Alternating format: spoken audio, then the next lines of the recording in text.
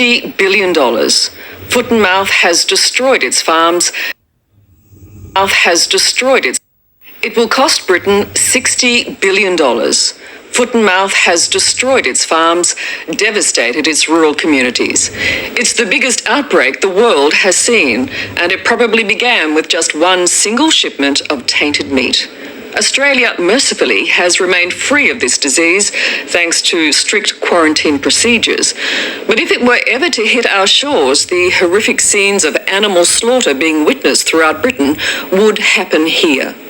I've just returned from the village at the centre of this epidemic. What we saw there is truly heartbreaking.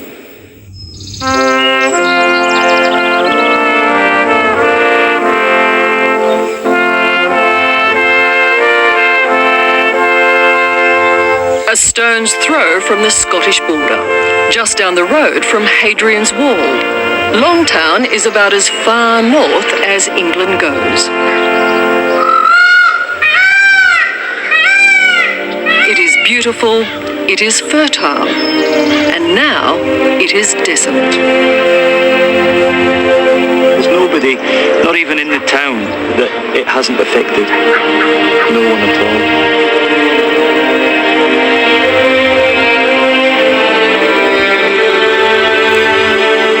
Over the past 7 weeks, there's been lumps of carcasses, there's been sheep, there's been everything lying on that heap. And there was times you could walk past and you could recognise an animal you used to know. That's very hard.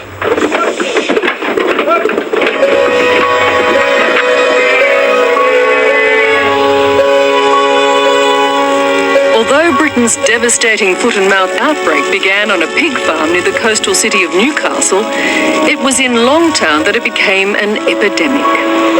A few sheep infected by the virulent disease were sold through the town's livestock market, and the seeds were sown for a national catastrophe. It isn't just your income you're losing by any stretch of the imagination. Finishing your biscuits, Scott? Yeah. On February 28, a perfect country lifestyle for the Fisher family, Moira, Robin and sons Tom and Scott, descended into the unthinkable. There's round about here that they were shot. The loss of every animal they owned. There to the silage pit to be put 600 dairy cattle, 5,500 sheep.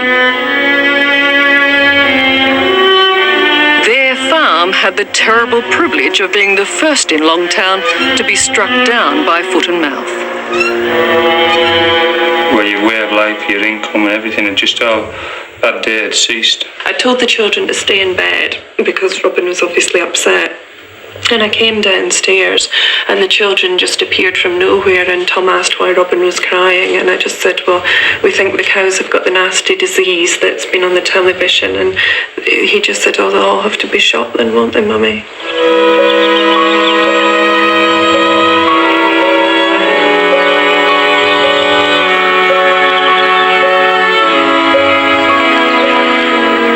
The emptiness of these fields is quite eerie. Barely a single cow or sheep to be seen for miles. And these farms will stay that way for up to a year, maybe more, as the farmers and the town that depends on them are left to wonder why Longtown was allowed to turn into a wasteland. I feel a sense of guilt to a certain point because it's always there in the back of your mind. You say, well, if those sheep hadn't come to Longtown, it might have been so different. But Haig Murray is chief auctioneer and part owner of Longtown's livestock market, one of the biggest in Europe. It was from here that the plague was spread throughout Britain. Second to a death in the family, this is the worst thing can happen to a farmer. And you felt that? Absolutely. Absolutely. I mean, the amount of times I've been in tears this last 10 weeks, I'm not frightened to say it.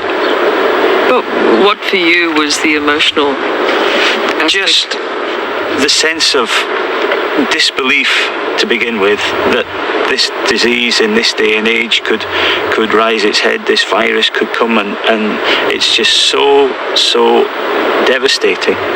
If you get foot and mouth, you have nothing left. Nothing. And I mean, farmers spend their lives keeping animals alive, and just in one day that's gone.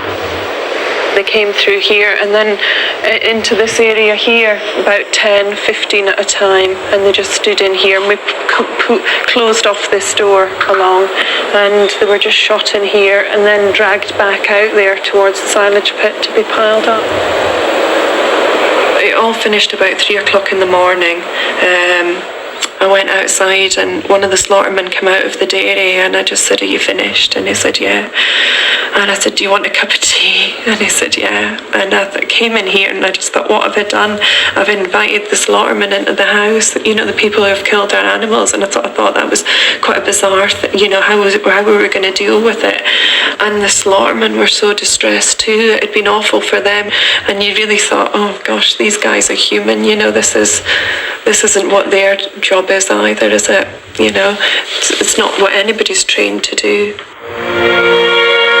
In what became a horrific part of everyday life in Longtown, carcasses were piled and burned in the open. As more farms became infected, so Longtown was surrounded by column after column of stinking black smoke from the pyres. It happens so quick. 1 minute you're fine, the next minute you're quarantined and all your stock's gone. It's the worst. I can't really put it into words. It's absolutely horrific. Sir James Graham's family has been here for centuries. His ancestors built Longtown. Now it's his fate to be here in its darkest hour. Normally at this time of year, you can hardly see the grass because there's so much livestock on. But this year it's hopeless. We've been absolutely devastated by foot and mouth.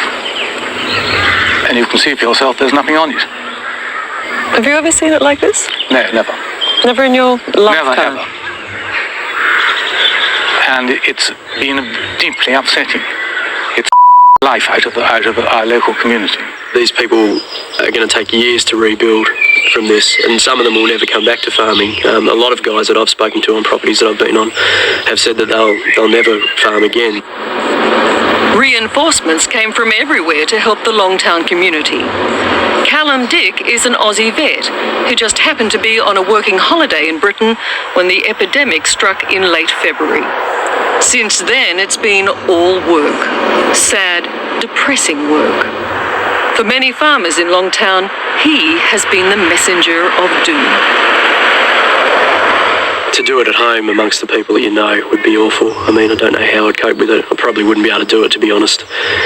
I think, you know, the potential for it to cause the same sort of destruction that it has here is obviously huge. It only takes one infected animal to take out the whole, you know, community. It terrifies Callum to consider what might happen if foot and mouth ever came to Australia. You only hope that if it happened in Australia, that it has here, that we'd get on top of it quicker, but it's a big country, and once it starts spreading, it's awfully hard to stop it. Because of the nature of the disease, and because it's so hard to diagnose in some animals, you can have disease all over the country before you know it, which is what's happened here, and then you may never catch up. Our business is gone, and well, overnight we've gone from being one of the strongest in the industry to being out of business. As the virus spread through the countryside around Longtown, on the wind, perhaps in the smoke, on the shoes of the careless, or in the lorries carrying thousands of carcasses to the local disposal site, the fallout struck not only those who depend on the land, but those who depend on them.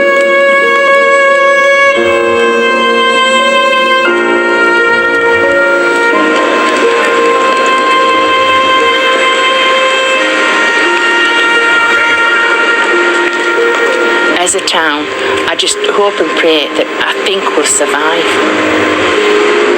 It's really affected everybody. It's not just farming, it sort of spirals out to a lot of other people, and I think the effects will go on for a long time to come yet.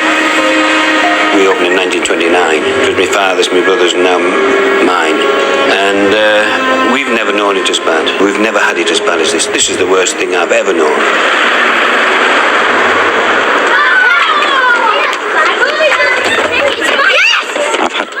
several parents who've coming in who've said that they don't think they're going to be able to restock. They think it's the end of the small farm. Children won't know that yet. They'll know it again 12 months later if there's no more animals or livestock on their land. What's Dad going to do? What's Mum going to do? What are they going to do? Because many of them would be looking at going on to farming in their own right. I don't know whether that's going to happen. It's always interesting. And talking to the children of Longtown, there is the very real sense that innocence has been lost amidst the disease and death they have witnessed. I don't think it's very nice just looking at the fires when you go past. You can smell the smell of death and dead animals. And it's just horrible. You can just think last year there was lots of lambs bouncing around, but now there isn't any. I had a little lamb and that had to be killed, and me and Hannah had to go over to Gran's and sleep there, and then I think the lamb got killed first. So you lost your little lamb?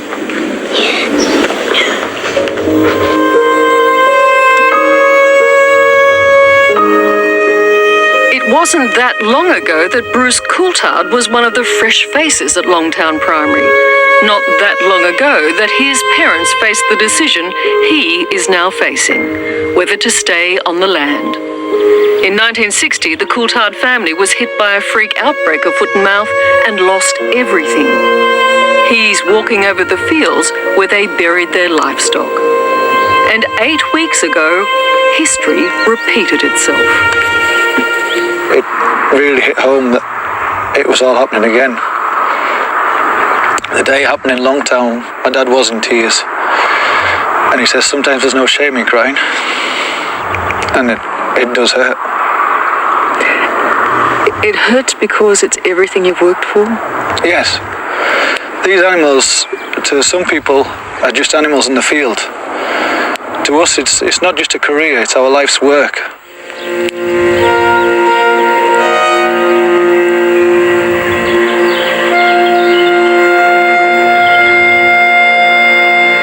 Dad was just saying, couldn't believe how it happened again, you know? Didn't think he would ever see it again. I hope I never see it again.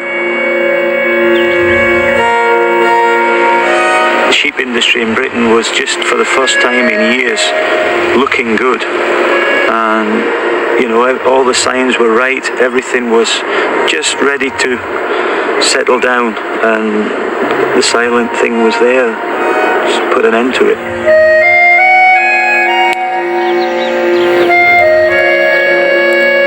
It was like there was a war out there. It really was. And have you won this war? No. There's no winners to this war, is there?